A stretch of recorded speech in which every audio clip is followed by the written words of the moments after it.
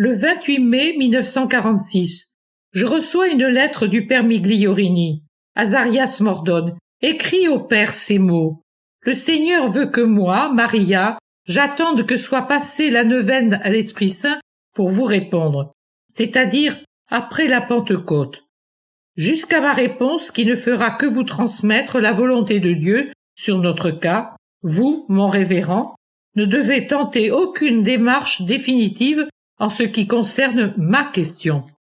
Renseignez-vous amicalement, interrogez avec douceur le Père général, vous pouvez maintenant le faire, ainsi que les révérends conseillers ou leurs amis, et transmettez-moi vos conclusions avant le 9 juin, après quoi le Seigneur répondra. Le 1er juin 1946. J'étais en train de mettre en ordre mes prières du mois de juin, et je n'étais pas sûr s'il fallait que celle à l'Esprit Saint précède celle au Sacré-Cœur.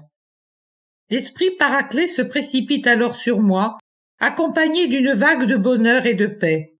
Il me dit « Tu peux placer la prière à moi avant tout autre, sans crainte d'offenser le cœur aimant de Dieu.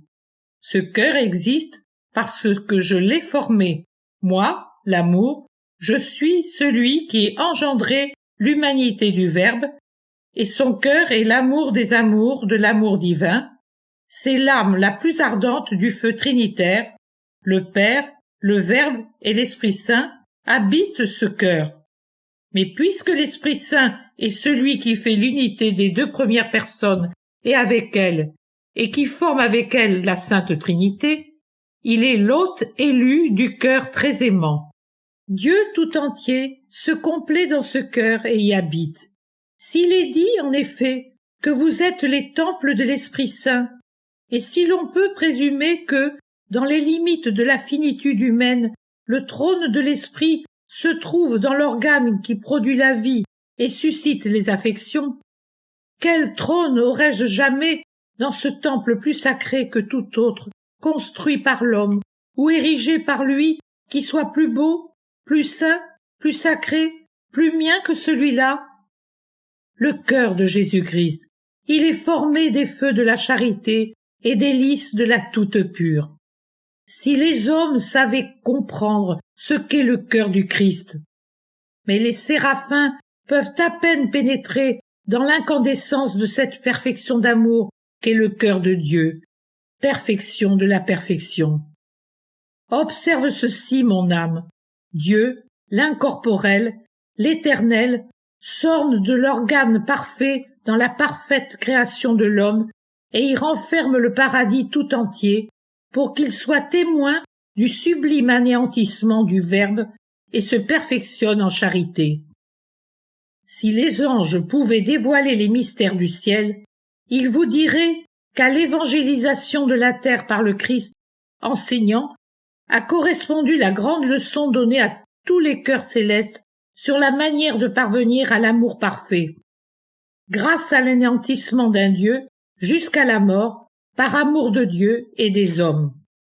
Saint, 3 fois saint cœur du Christ, soleil rayonnant sur lequel toutes les lumières du ciel viennent se fixer, glorification de la matière qui a mérité de partager la gloire de l'âme, puisqu'il a atteint la perfection de la charité, de la force, de la justice, de la tempérance et de l'obéissance.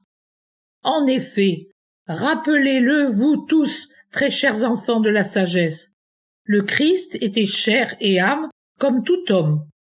Or, par un insondable décret, il a dû connaître la tentation, bien qu'il soit sans tache. Il était l'homme, il était le nouvel Adam. Il devait montrer comment le premier aurait dû agir pour posséder la gloire sans connaître les tourments, et comment il lui était possible d'obtenir la gloire sans souffrance, uniquement en faisant héroïquement la volonté du Créateur. C'est ce que le Christ a montré. Puis il a souffert et il est mort en réparation de ce qu'Adam avait commis.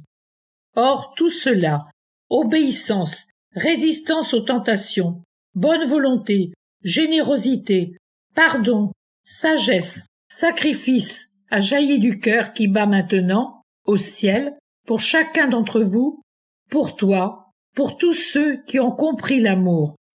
Dieu est amour.